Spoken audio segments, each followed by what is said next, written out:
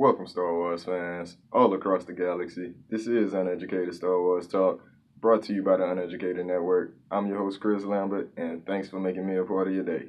Now, in today's episode, we're going to be talking about something that's very important to any story.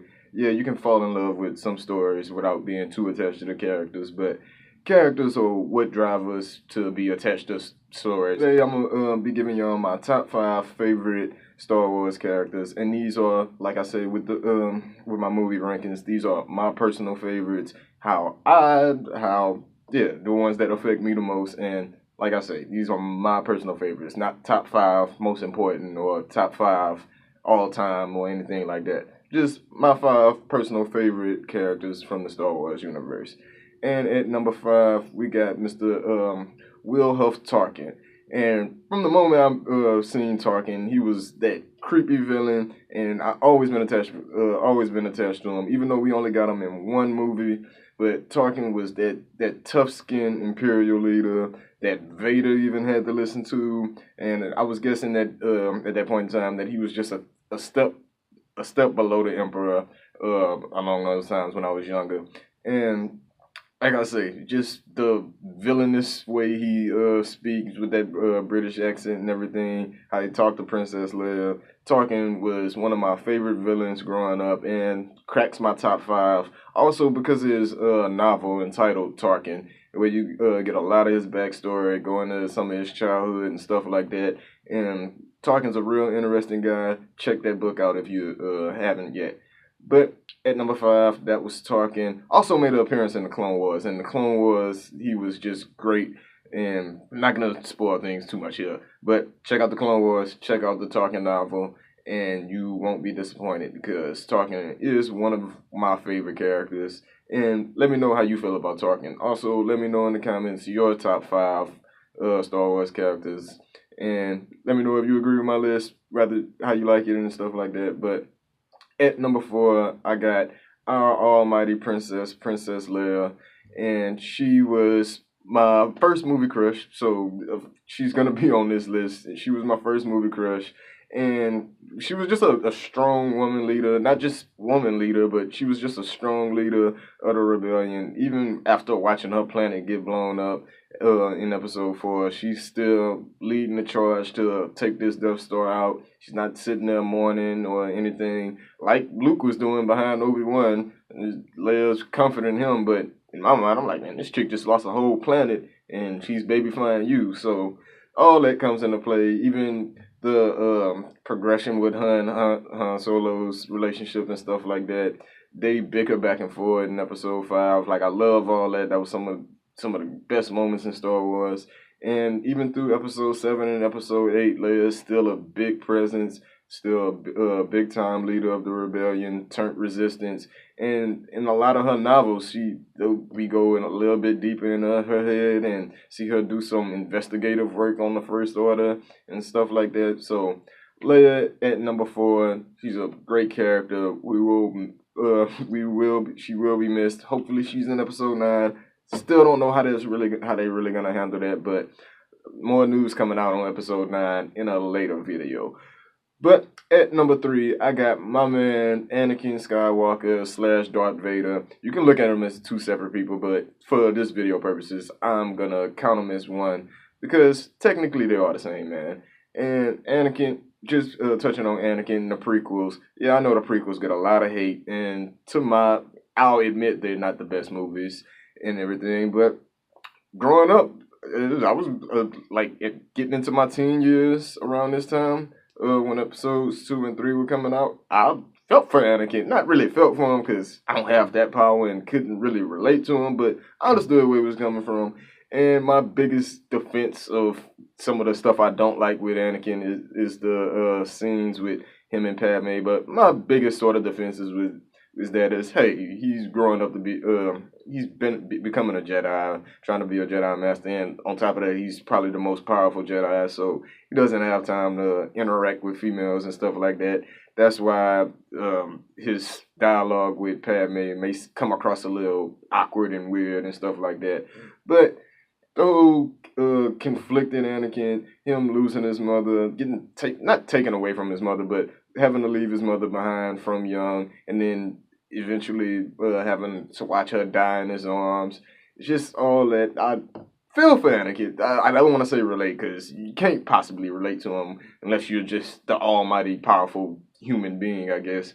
But Anakin, like I said, you can feel for him watching his mother die, falling in love with Padme, having to keep that a secret and stuff. All that could be a bit stressful, and then seeing these nightmares about seeing your wife at that time die, that can be a bit stressful, and he goes to the ends of the earth, the ends of the galaxy, if you will, to make things right and try to save his wife's life. And that comes into Vader.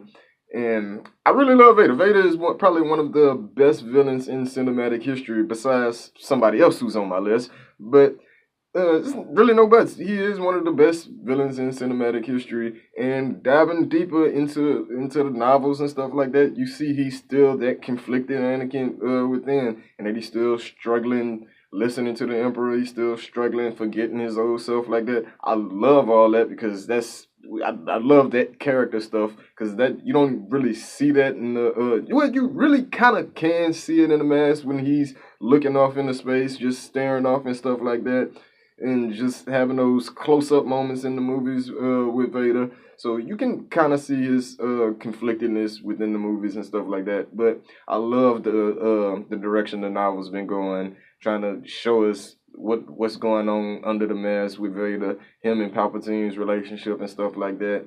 So at number 3 is Anakin Skywalker / Vader. It's a lot to say about that. Those two, and if you haven't, go back in the video history. I did a whole breakdown of Anakin Skywalker / Vader because they are one of my favorite characters. So you can check that out in the in the video history, if you will. But at number 2 is a guy who hasn't been in a movie, but is a big presence to me in Star Wars and really reflects a lot of things I like about not just Star Wars, but wars in general. I love the strategy of war. I'm not going to say, I've been struggling on a way of putting it because I don't want to say I love war and stuff like that, but I get real interested in the strategies of war and seeing about how commanders go about their tactics of war and stuff like that. So at number 2 is my man Thrawn. He's had plenty books, and in every one he's that ultimate strategist who also studies art, and that plays a big part in his military strategy, depending on who's he going against. So Thrawn is not a lot to say. I love Thrawn. That first Thrawn book, seeing everything he had to go through to get where he is as a Grand Admiral was pretty fulfilling in that book, and that's why I love that Thrawn book so much, because it touches on a little racism aspects in the Empire and stuff like that, and I just loved all that. Loved to see Thrawn have to go through all that. Even some of the older books, I haven't read all of the old Thrawn trilogy. I think I've read book 1 and some of 2, but I'm going to get back into those because I love Thrawn so much. And Rebels, to me, they kind of sort of misused him. Wanted to see him a little bit more threatening in Rebels, not just let him get letting the Ghost Crew get away as many times as they did. Wanted to see him actually get a victory, and he did in some episodes. Not gonna spoil them here. Go back and check Rebels. Go back and check my Rebel episode reviews, if you will, and you can see what episodes I'm talking about. But at number 2 is Thrawn, that ultimate military mind. And I just love the way he goes about his military tactics and stuff like that. That's why he's at number 2. His book also played a heavy influence on how high he is on my character list right now. But at number 1 is my man, like I said earlier, probably how I feel the best cinematic villain in movie history, and that is our man Chief Sidious Palpatine, whatever you want to call him. And I love Palpatine. He is, like I said, probably the best villain ever.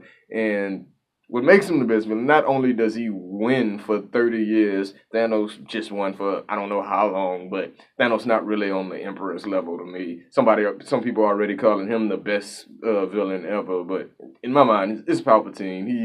He orchestrated not a flawless plan. It had a lot of flaws, and he improvised to work those flaws out. That got the apprentice that he needed in Anakin. Took over the galaxy, eradicated the Jedi until he was ultimately betrayed by his apprentice. The way it should go with the Sith. And to me, Palpatine, just watching that journey through episode 1 through 6, although he's not in 4, but he is mentioned, and watching that journey in episodes 1 through 6 is pretty remarkable. Seeing a villain wait the way he had to wait, uh, manipulate people the way he had to manipulate them, get people to do the things, making sure everything turned out perfect. Even in the Clone Wars, he's getting his hands dirty and stuff like that, taking out, going to fight Maul and taking out Maul's brother, everything. Just how he talks to Dooku sometimes in the Clone Wars, just letting them know like, hey, you can be taken out too, and everything. Like Palpatine is one of my favorite villains ever, and that he's number one on my list because he's the Emperor, and I love watching all his scenes, not only in Episode 6, but also in the prequels. Just Ewan McDermott did a fabulous job as the Emperor, even as just Senator Palpatine, because you just get to see him manipulating Anakin, and that's some of the best, not some of the best scenes in Star Wars, but I love those scenes. They aren't greatly directed, no, but they are giving insight to that Vader Palpatine relationship that get touched on a lot in the books and the comics. And that book, the Rule of Two, is some of the best Palpatine that we've ever got. And I really recommend that book, 'cause that is still one of my favorite Star Wars novels. And like I say, Palpatine, I can go on and on talking about Palpatine. Like I say, he is my favorite character. Been that way probably for a very long time, because at the scene in episode 6, I've seen that very young, and just watching him work his way with Luke and Vader, that was pretty dope, man. So at number 5, Tarkin. Number 4, Princess Leia. 3, Anakin/Vader. 2's my man Admiral Thrawn, and number 1 is our man Sheev Palpatine. That's my top 5 favorite characters in Star Wars. Let me know in the comments how you feel about it. Let me know your 5 favorite characters. Let me know your 5 most important characters who you feel. That might be the next list I do. But as always, keep it light right here at the Uneducated Network. I'll see y'all next time. Bye-bye.